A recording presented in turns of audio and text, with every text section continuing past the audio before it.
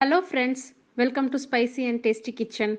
நம்ம கிச்சனில் நான் எங்கள் அம்மா கிட்ட கற்றுக்கிட்ட சில பாரம்பரியமான உணவுகள், அதோட எனக்கு தெரிஞ்ச சின்ன சின்ன டிப்ஸ் எல்லாம் உங்கள் கூட ஷேர் பண்ணிக்க விரும்புகிறேன்.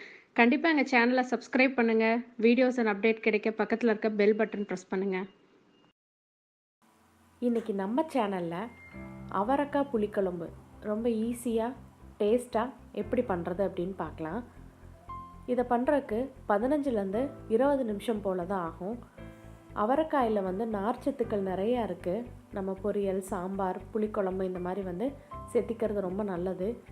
ஏற்கனவே அவரைக்காய் சாம்பார் எப்படி ரொம்ப டேஸ்ட்டாக பண்ணுறது அப்படின்னு நம்ம சேனலில் நான் அப்டேட் பண்ணியிருக்கேன். அதனுடைய லிங்க்கை நான் டிஸ்கிரிப்ஷன் பாக்ஸில் கொடுக்குறேன், நீங்கள் செக் பண்ணி பார்த்துக்கோங்க. இந்த புளிக்குழம்புக்கு ஃபஸ்ட் ஒரு பேஸ்ட்டு தயார் பண்ணிடலாம். 1 கப் அளவுக்கு தேங்காய், 3 சின்ன வெங்காயம், 1/2 ஸ்பூன் ஜீரகம், இதை தண்ணி சேர்த்து பேஸ்ட்டாக அரைச்சிக்கலாம். 10 சின்ன வெங்காயத்தை கட் பண்ணி வச்சுருக்கேன். 4 பூண்டு பல், தக்காளியை பியூரியாக அரைச்சி வச்சுருக்கேன். 1/2 எலுமிச்சை அளவுக்கு புளி, தாளிக்க கடுகு, வெந்தயம், பெருங்காயம், உப்பு, சாம்பார் தூள், கறிவேப்பிலை, மஞ்சள் தூள். அவரைக்காய் 2 வகையில் கிடைக்கும் உங்களுக்கு. ஒன்று பட்டையாகவும் இன்னொன்று அகலம் குறைவாகவும் இருக்கும். நான் இன்றைக்கி பட்டையான அவரைக்காய் எடுத்து கொஞ்சம் பெரிய சைஸாக கட் பண்ணி வச்சுருக்கேன். அதனுடைய நார் நீக்கிட்டு நம்ம நல்லெண்ணெய் சேர்த்திக்கலாம். எண்ணெய் காஞ்சதுக்கப்புறமா கடுகும் வெந்தயமும் சேர்த்து பொரிய விட்டுக்கலாம். வெந்தயம் கருகிடாமல் பார்த்துக்கோங்க, கருகிடுச்சுன்னா கசப்பாயிடும். பூண்டு பற்கள் 4 சேர்த்திக்கலாம். வெட்டி வச்சுருக்க சின்ன வெங்காயத்தை சேர்த்தி வதக்கி விடுங்க. ரெண்டும் நல்லா வதங்கினதுக்கு அப்புறமா நம்ம சாம்பார் தூள் சேர்த்திக்கலாம். சாம்பார் தூள் எண்ணெயிலே வதங்கிடுச்சு அப்படின்னா அதனுடைய பச்சை வாசனை சீக்கிரமாக போயிடும். ஒரு நிமிஷம் போல் வதக்கி விடுங்க. நம்ம அரைச்சி வச்சுருக்க தக்காளி பழத்தை சேர்த்திக்கலாம். நீங்கள் கட் பண்ணி கூட சேர்த்தலாம்.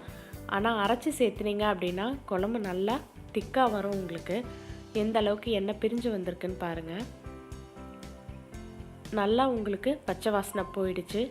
இப்போ நம்ம வெட்டி வச்சுருக்க அவரைக்காய்களை சேர்த்திடலாம்.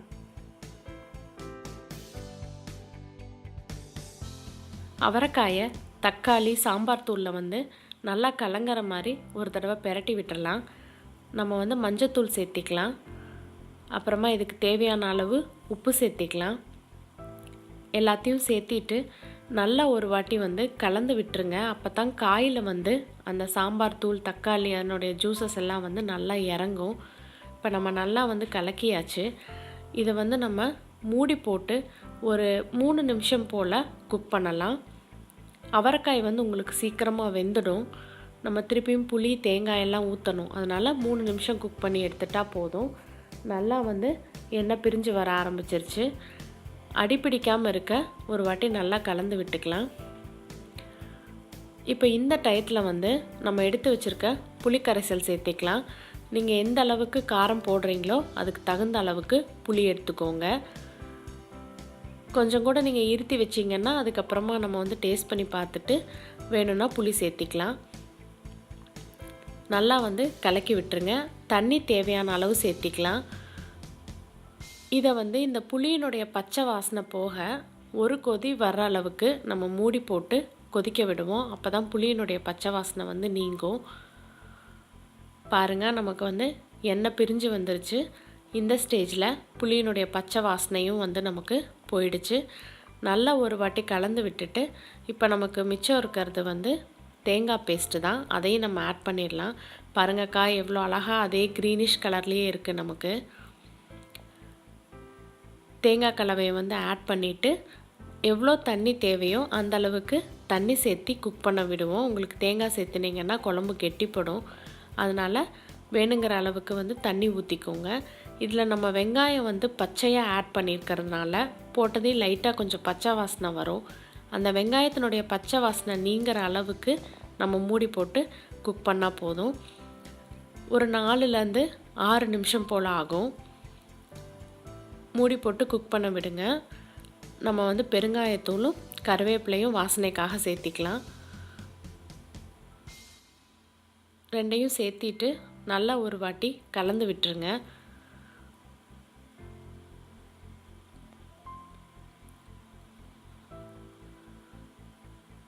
இப்போ நம்ம எல்லாத்தையுமே வந்து மிக்ஸ் பண்ணியாச்சு. இனி மூடி போட்டு நல்லா கொதிக்கிற வரைக்கும் குக் பண்ணி விடலாம்.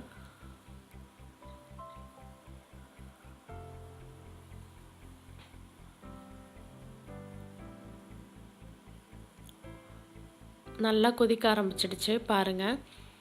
இந்த ஸ்டேஜில் வந்து உங்களுக்கு இதனுடைய பச்சை வாசனை வந்து நீங்கியிருக்கும். குழம்பு உங்களுக்கு எந்த திக்னஸ்க்கு வேணுமோ அது வரதுக்காக நம்ம திறந்து வச்சு குக் பண்ணுவோம். பாருங்கள், நல்லா வந்து எண்ணெய் தெளிஞ்சு வர ஆரம்பிச்சிருச்சு. எனக்கு வந்து இந்த கன்சிஸ்டன்சி போதும். நீங்கள் இன்னும் கொஞ்சம் கெட்டியாக வேணும் அப்படின்னா இன்னும் 2 நிமிஷம் கொதிக்க விடுங்க. இல்லை தண்ணி மாதிரி வேணும் அப்படின்னா இதுக்கு முன்னாடி ஸ்டேஜில் எடுத்துருங்க.